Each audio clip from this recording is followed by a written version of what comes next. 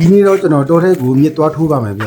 တောထဲသွားရင်သူများတွေစိတ်ထားတဲ့နွနွခင်းတွေကအရန်ကိုစိမ့်ဆူပြီးตาရနေပါတယ်ဗျစိမ့်ဆူနေတဲ့တစ်ပင်တွေတောင်တန်းတွေကမျက်စိကိုအေးစီတယ်လို့စိတ်ကိုလည်းငြိမ်းချမ်းစေပါတယ်ခင်ဗျဒီနေ့ရဲ့ရည်ရွယ်ချက်ကတော့တောထဲမှာပေါက်နေတဲ့မြစ်လေးတွေကိုကိုယ်တိုင်သွားချူမယ်အိမ်ပြန်ရောက်ရင်မြစ်ဆိုင်လုံးမယ်မြစ်တုံလေးလှုပ်ရှားပါမယ်ဗျကျွန်တော်တောထဲသွားတယ်မဖြစ်မနေအဖို့ခေါ်သွားရတာကတော့ကျွန်တော်ရဲ့ခွေးလေးမော်နီပါပဲဗျသူကတော့အရန်ကိုတောထဲသွားချင်တဲ့ခွေးလေးပါဗျ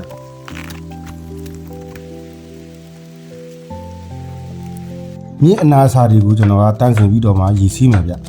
ရည်စီးပြီးတော့ကျွန်တော်ကပြုတ်ပါမှာဗျ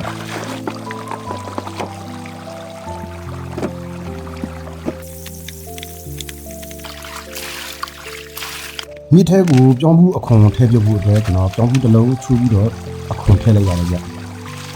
ပြောင်းမှုအခွန်ထည့်တာကတော့ကျွန်တော်အနံမွေးပြီးတော့အယောင်ရအောင်လုပ်ပါဗျဒီအိုးထဲကမြစ်ကတော့ကျွန်တော်မြစ်စိတ်တည်ထားတာပေါ့နော်မပြေသေးလို့ကျွန်တော်အခု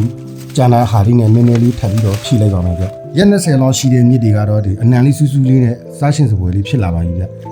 အခုချူလာတဲ့မြစ်လက်ကြံလေးကိုကျွန်တော်ထပ်ပြီးတော့ဖြည့်လိုက်ပါမယ်ဗျမြစ်ဆိုင်လို့ရတာကတော့လွယ်လွယ်လေးပါဗျဒီတိုင်းပဲကျွန်တော်တို့ချူလာတဲ့မြစ်ကိုရည်စည်းတန့်ဆင်ပြီးတော့စင်အိုးတွေထည့်ပြီးတော့အဖုံးလုံးအောင်ဖုံးထားလိုက်ရပါပြီဗျ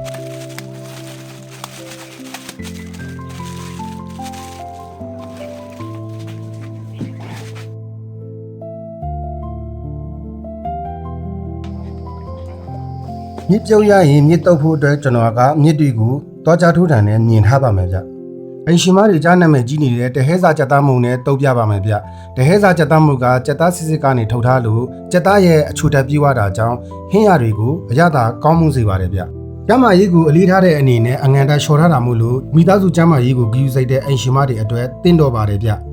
အငန်ခလီလေးစားတတ်တဲ့သူတွေကတော့စားထက်ထရေးဖြစ်စီတဟဲစားကြက်သားမှုအနှင်းငယ်ထက်ထရေးဖြစ်စီချက်ပြုတ်နိုင်ပါတယ်ခင်ဗျအထုပ်သေး20 gram မှအစား gram ပြည့်ပါတယ်ဗျ20 gram အပြင်180 gram အထုပ်လန်းနဲ့800 gram အထုပ်ကြီးဆိုပြီးစုစုပေါင်းစိတ်30ရှိပါတယ်ဗျစုငွေ3သိန်းကျပ်နဲ့တဟဲစားကြက်သားမှုတနေ့စာကန်ထူးနိုင်မဲ့ပြင်ပွဲရှိတာမို့လို့အသေးစိတ်ကိုတဟဲစား Facebook နဲ့ TikTok မှာဝင်ကြည့်နိုင်ပါတယ်ဗျမြစ်တုပ်ဖို့အတွက်ကျွန်တော်ကတော့ကြက်သွန်ဖြူကြက်သွန်နီခန်းချင်ဒီငြိုသီးစိမ့်ကိုလော်ပြီးတော့ထောင်းထားပါမယ်ဗျပဲပုံနဲ့လဲလူသီးစီလေးထည့်ပါမယ်ဗျ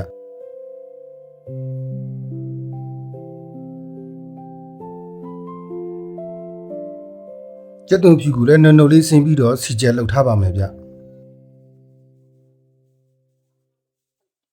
ကျက်သွန်ဖြူစီကျဲရရင်တော့စားပြီးတော့တုပ်လို့ရပါပြီဗျ။ဦးထဲကိုဖြင်ထားတဲ့မြစ်လေးတွေထည့်မယ်။ကျက်သွန်ဖြူကျက်သွန်နီခန်းချင်ဒီငြိုသီးစိမ့်လော်ထောင်းထားတာလေးထည့်ပါမယ်ဗျ။ကျက်သွန်ဖြူစီကျဲထည့်ပါမယ်ဗျ။ပဲပုံပြီးဖုတ်ပြီးတော့ထောင်းထားတာလေးထည့်ပါမယ်ဗျ။ပြီးရင်တဟဲစာကြက်သားမုံအနှင်းငယ်ထည့်ပါမယ်ဗျ။ကျွန်တော်ကတော့စားအနှင်းငယ်ထပ်ထည့်ပြီးတော့တုပ်ပါတယ်ဗျ။အားလုံးနှံဆန်းအောင်တုပ်ပြီးသွားရင်တော့အရန်စားကောင်းတဲ့မြစ်တုပ်လေးရပါပြီဗျ။ဟင်းတော်တစ်မျိုးကတော့ပဲပြင်းစီလေးကိုကျွန်တော်နှက်ချက်ပါမယ်ဗျ။ပြုံမဲ့ပဲပြင်းစီဦးထဲကိုကျက်သွန်နီခန်းချင်ဒီဂျင်းထည့်ပြီးတော့ပြုတ်ပြီးပါမယ်ဗျပဲပြင်းစီတွေနူးလိုက်တော့ကျွန်တော်တို့ဆယ်ထားလိုက်ပါမယ်ဗျပဲကိုနှက်ချက်ဖို့အတွက်ကျွန်တော်ကစီတက်ပါမယ်ဗျကျက်သွန်ဖြူကျက်သွန်နီကိုကျွန်တော်ကတနွင်းငရုတ်ဒီအစိမ်းမုံနဲ့စီတက်ပေးလိုက်ပါတယ်ဗျအနံလေးမွေးလိုက်တော့ကျွန်တော်ကပဲပြင်းစီပြုတ်ထားတာလေးကိုထည့်ပြီးတော့မွေပေးလိုက်ပါတယ်ဗျပြီးရင်တော့အရသာအတွက်တဟဲစာကြက်သားမှုအနှင်းငယ်စားအနှင်းငယ်ထည့်ပြီးတော့မွေထားပါတယ်ဗျ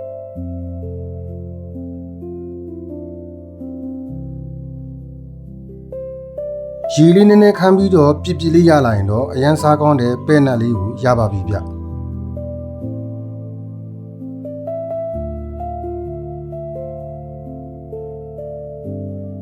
အားလုံးပဲစားကြပါဦးနော်ဒီနေ့ကတော့ကျွန်တော်မစားပြတော့ပါဘူးဗျကျွန်တော်ညီမလေးစားပြတာပါဗျ TikTok YouTube Facebook 3ခုလုံးမှာတင်နေပြီမလို့ကျွန်တော်ကိုအားပေးသွားကြပါအောင်ဗျ